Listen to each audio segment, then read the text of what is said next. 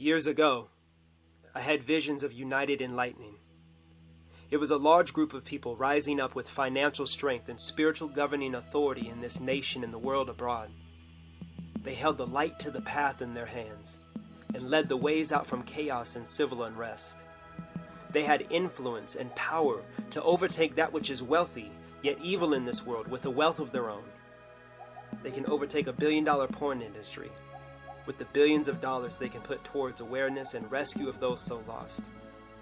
They are ones who stop fighting worthless fights to stop a thing, but rather by standing up and pledging a fight against the very roots of it for Christ, they gain victory. Truly, coming as Christ would to this world today, and overcome this evil not by being a judge, but rather by loving and caring in spite of, and overtaking this corruption by simply having the greater influence in a wise manner and with integrity. And we won't be able to do it broke. We won't be able to do it if we're just as lost in our insecurities and swept away in our addictions as those without Christ at this time. We won't be able to overcome if we are just as blind to tactics and fall right in line with the world that is so brainwashed by an international agenda and so readily influenced by the media and the governing societies of it. And this is what United Enlightening is all about. It is confrontational. It is true wealth. It is awareness. It is influence, and forceful at times to achieve a true governing body of God's people to a dying, hateful, and hurting world. So what might taking the land look like today? What does eating the crops from the land of Canaan look like today?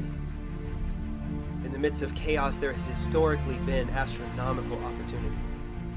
Not that we shouldn't care about what will happen, but that instead of focusing so much on stopping it from happening, realizing that it may just be a little bit more biblical than we thought to seize the moment and be the people of God that He's longed to see us be.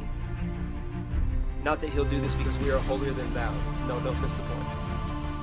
It is not because we are so good or have such integrity that we are about to occupy this land, but that He has given an oath within the perspectives of a much greater picture beyond our imaginations to set His people apart. However, there's investments to be made, missions to go on, certain justice to pursue, and people to love.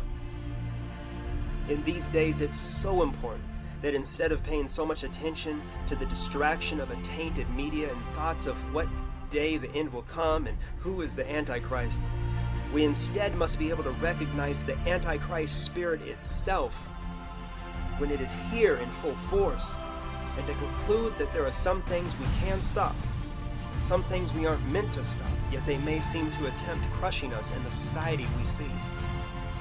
But that we are a people meant to rise up with the money to change things and influence decisions on higher levels, setting some records straight and showing the world our God.